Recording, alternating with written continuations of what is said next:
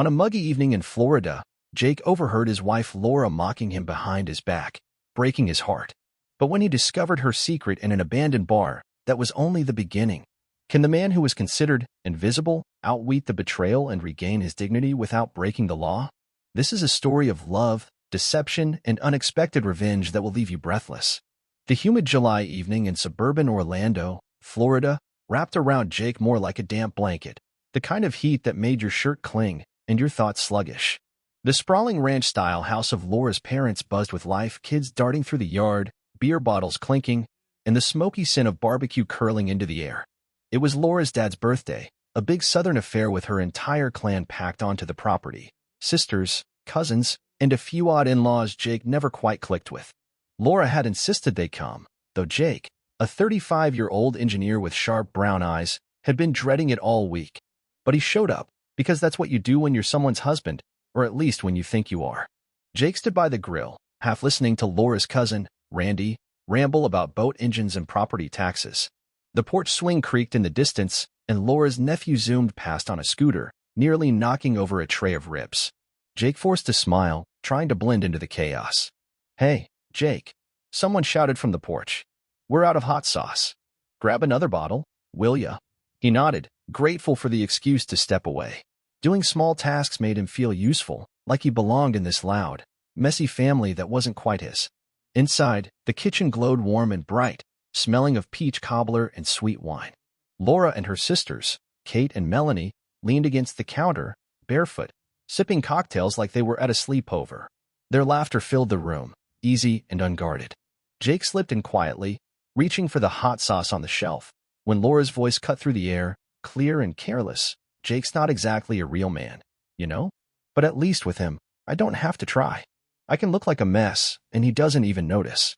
Kate howled with laughter, and Melanie gasped, "Laura, you're awful," but her grin betrayed her amusement. Laura just shrugged, cool and unbothered, like she'd said it 100 times before. The words hit Jake like a punch to the chest. It wasn't the insult that stung, it was the truth in her tone, the casual conviction that made it clear she meant every syllable. This wasn't a jab or a joke, it was how she saw him. Reliable, harmless, invisible. His hand tightened around the bottle, but he didn't move. He waited, hoping she'd backtrack, soften it, say something to make it less real. But she didn't. She just kept talking, her voice fading into the hum of their laughter. Jake turned, silent, and slipped out the side door before they noticed him. Outside, the air was thick, but his hands felt cold despite the 90-degree heat. He set the hot sauce on the picnic table, where Randy was flipping burgers, shouting over the smoke, "You good, man?" Jake nodded, muttering, "Yeah, all good." But he wasn't. He sat at the table, the chatter around him blurring into noise. Laura came out a few minutes later, laughing with Melanie, her hand brushing his shoulder like he was a loyal dog. She kissed his temple and sat across from him, piling ribs onto her plate.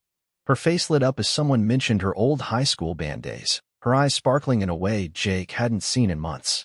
She looked alive, vibrant, and like a stranger. The food tasted like ash, his beer warm and flat. Jake felt like he was floating just outside himself, still in the scene but no longer part of it. Her words echoed in his head, "Jake's not a real man. I don't have to try." It wasn't just the phrase, it was the ease in her voice, the way no one blinked when she said it, like it was an open secret. He watched her laugh, loud and unfiltered, the sound he used to think was home.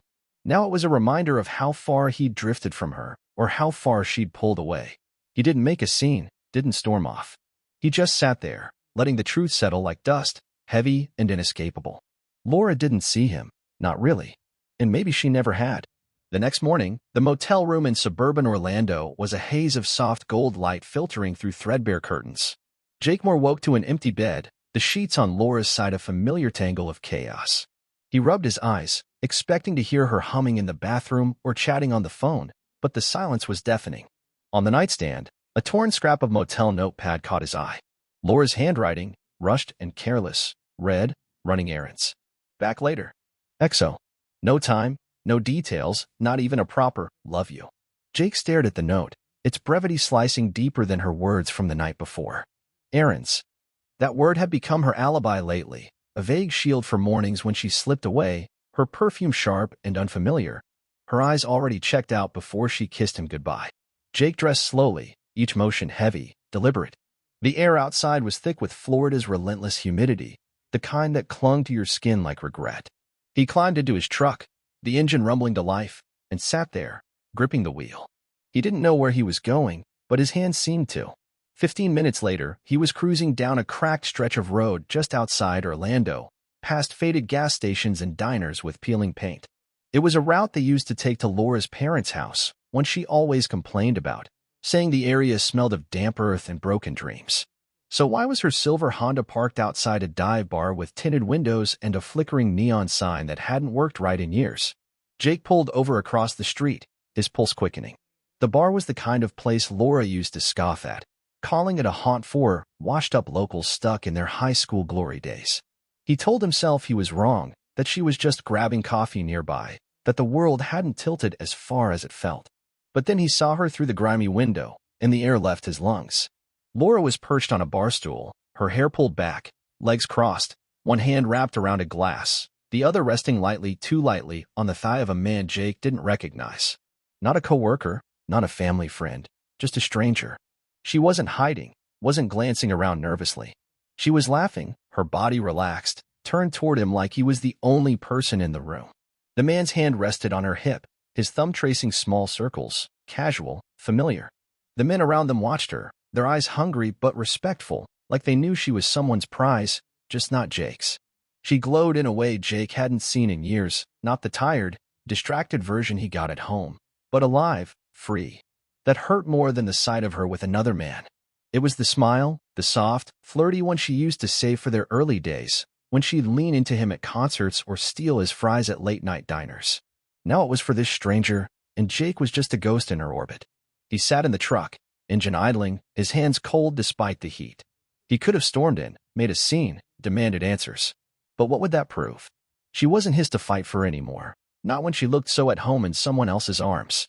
Instead, Jake pulled out his phone and snapped a photo through the window, the timestamp glaring in the corner, 9:47 a.m. His engineer's mind kicked in, methodical, detached. If Laura was lying, he needed proof, not just for himself, but to understand how deep this went. He drove back to the motel, the image of her laugh burning in his mind. In their room, he sat on the edge of the bed, staring at the photo. It wasn't enough. He needed to know more, when this started, how far it went, and why she'd stopped choosing him. Jake grabbed his laptop and started digging. Laura's phone was always face down, silenced, guarded like a vault. But they shared a cloud account for photos, one she'd long forgotten he had access to. He logged in, scrolling through her recent uploads. Most were harmless, selfies, sunsets, her niece's birthday party. But buried in a folder marked Work, he found screenshots of text messages, saved like trophies. They weren't from him. Missed you last night, one read, with a winking emoji. Can't wait to see you again, said another, from a contact labeled J. Jake's stomach churned, but he kept going, his fingers steady. He found a photo of Laura in a dress he didn't recognize, taken in a dimly lit bar, her arm around the same man from this morning. The date was 3 weeks ago. His mind raced. This wasn't a fling. It was a pattern. Laura wasn't just stepping out, she was building a life without him, one he was too blind to see. He cross-referenced the dates with her late work nights and errands. The overlap was staggering. How had he missed it? The distracted sighs, the perfume he didn't buy, the way her phone buzzed at odd hours, always dismissed as spam. He'd wanted to believe her, had fought to believe her, because the alternative meant admitting their marriage was a lie. Jake closed the laptop, his chest tight but his resolve hardening. He wouldn't confront her yet. Laura thought he was predictable, invisible, a man who didn't notice. Fine. He'd use that. If she was playing a game, he'd learn the rules and play better. He transferred the evidence to a hidden folder, wiped his search history, and sat back, the motel room's silence wrapping around him. Laura would be back soon, all smiles and excuses. But Jake wasn't the man she'd mocked in the kitchen anymore. He was awake now, and he wasn't going to let her slip away without answering for it. Jake Moore sat in the dimly lit motel room, the hum of the air conditioner a faint drone against the storm brewing in his mind. The laptop screen glowed, casting sharp shadows across his face as he sifted through Laura's digital footprints. The photo from the dive bar, Laura's hand on a stranger's thigh, her laugh brighter than it had been for him in years, burned in his memory, but it was just the beginning. His engineer's instincts, honed by years of solving complex problems, had taken over. Laura thought he was invisible, predictable, a man who didn't notice. Jake was about to prove her wrong. The cloud account had been a goldmine. Beyond the incriminating texts and photos, Jake found a pattern in Laura's work folder: receipts for hotel stays he didn't know about, restaurant bills for two in cities she'd never mentioned visiting, and a cryptic email from Jay with a single line: "Let's make it permanent soon." Permanent. The word hit like a sledgehammer. Was she planning to leave him? Take everything and vanish? Jake's jaw tightened as he dug deeper, his fingers flying across the keyboard. He cross-referenced her calendar, shared for family planning, but rarely used by him, with the dates of her supposed late nights. Nearly every client dinner or team meeting aligned with a text from Jay or a photo in that unfamiliar dress. This wasn't a fling, it was a double life. But there was more. Laura had access to their joint savings account, the one they'd built for a house they dreamed of buying one day. Jake logged into their bank portal, his heart pounding. The balance was lower than it should have been, $8,000 lower, to be exact. Small withdrawals, spread out over months, each labeled miscellaneous or business expenses. Laura didn't have a business. He found a transaction history showing transfers to an account he didn't recognize, linked to a name: Jared Holt. A quick search on his phone revealed Jared Holt was a real estate agent in Orlando, with a flashy LinkedIn profile and a smile that matched the man in the bar. Jake's blood ran cold. Was Laura funneling their savings to this guy? For what? A new life? A getaway? He leaned back, the motel bed creaking under his weight. Anger simmered, but it wasn't the loud, reckless kind. It was cold, precise, like a blueprint taking shape. Confronting Laura now would only tip her off, let her spin a story or gaslight him into doubt. No. If she was playing a game, he'd play smarter. Jake started documenting everything: screenshots of texts, bank statements, photos, emails. He backed them up to a secure drive, hidden behind layers of encryption only an engineer would think to use. Then he installed a tracking app on his phone, syncing it to Laura's car GPS, something he'd set up years ago for emergencies, but never used. If she was sneaking around, he'd know where. By noon, Laura breezed back into the motel, her hair slightly mussed, that unfamiliar perfume trailing her like a confession. "Hey, babe," she said, tossing her purse on the bed. "Errands took forever. You ready to head to the cafe?" Her smile was practiced, but Jake saw the flicker in her eyes, checking if he suspected anything. He nodded, forcing a neutral tone. "Sure. Let's go." He watched her closely as they drove to a trendy cafe in downtown Orlando, the kind with chalkboard menus and overpriced avocado toast. Laura loved it, said it made her feel put together. Jake used to order her favorite almond milk latte, 2 pumps of hazelnut, and a blueberry muffin, just to see her smile. Today, he ordered only his coffee. Laura's eyes flicked to the pastry case, then back to him, a blink of surprise crossing her face. She didn't say anything, just scrolled through her phone, but Jake felt the shift. It was the first time he hadn't anticipated her wants, hadn't smoothed over the moment before she noticed. At their corner booth, sunlight spilling across her face, she looked like the woman he'd married, vibrant, confident. But Jake saw the cracks now, the way her thumb hesitated over her phone, the slight tension in her jaw. She was hiding something big, and he was done being the fool. Back at the motel, while Laura showered, Jake kept planning. He couldn't just expose her, he needed to protect himself. If she was draining their savings, he'd secure what was left. He called their bank, posing as a concerned husband, and froze the joint account, citing suspicious activity. The teller was sympathetic, promising to flag any large withdrawals. Next, he emailed a lawyer friend, asking casually about divorce proceedings in Florida, keeping it vague. He wasn't ready to pull that trigger, but he wanted options. As the day wore on, Jake's mind sharpened. Laura's betrayal wasn't just personal, it was financial, calculated. She'd mocked him as not a real man, but she'd underestimated him. He wasn't the passive husband she thought. He was a man with a plan, and every piece was falling into place. Laura wanted a new life with Jared? Fine. But she wouldn't take Jake's future with her. He closed his laptop, the motel room's silence no longer oppressive but purposeful. The game had changed, and Jake was ready to win. Jake Moore had spent weeks building his case, each piece of evidence a brick in the wall of his quiet retribution. The motel in suburban Orlando was long behind them, replaced by their tidy home in the city, but the air between him and Laura crackled with unspoken tension. She sensed the shift, Jake's newfound distance, his refusal to play the doting husband, but she didn't question it. Not yet. Laura was too wrapped up in her own world, her phone buzzing with texts from Jay, her evenings filled with work events that left her smelling of that unfamiliar perfume. Jake, meanwhile, was ready to bring her carefully curated facade crashing down. He'd uncovered more than just an affair. Laura wasn't just cheating, she was siphoning their savings, funneling money to Jared Holt, the slick real estate agent who'd become her escape hatch. Bank records showed $12,000 transferred over 6 months, disguised as consulting fees or travel expenses. Jake had also found emails between Laura and Jared, discussing a condo purchase in Miami, a place she planned to start over without him. The betrayal was surgical, planned with a precision that made Jake's stomach turn. But he didn't falter. His anger had hardened into resolve, and his plan was airtight. Laura's Achilles heel was her reputation. She thrived on being the golden daughter, the charming event planner who could do no wrong. Her latest project was a high-profile charity gala in downtown Orlando, a fundraiser for a local children's hospital. It was her moment to shine, with her family, colleagues, and half the city's elite in attendance. Jake saw his opportunity. He wouldn't confront her privately, where she could lie or deflect. He'd expose her where it hurt most, her public image, but he'd do it cleanly, legally, leaving no room for her to twist the narrative. Jake spent days crafting his move. Using a burner email, he compiled a dossier, screenshots of Laura's text with Jared, bank transfers, and receipts for hotel stays that didn't match her alibis. He stripped out anything too personal, focusing on the financial deceit and her misuse of their joint account. The dossier was damning but discreet, no salacious details, just facts that painted a clear picture of betrayal.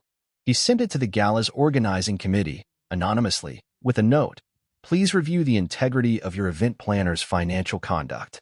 He also tipped off a trusted colleague of Laura's, someone who'd always been skeptical of her polished exterior, ensuring the information would spread. The night of the gala, Jake played his part flawlessly.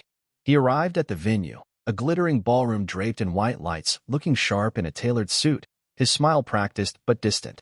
Laura, radiant in an emerald gown, flitted between guests, oblivious to the storm brewing. Jake watched her work the room, her laughter bright, her charm effortless.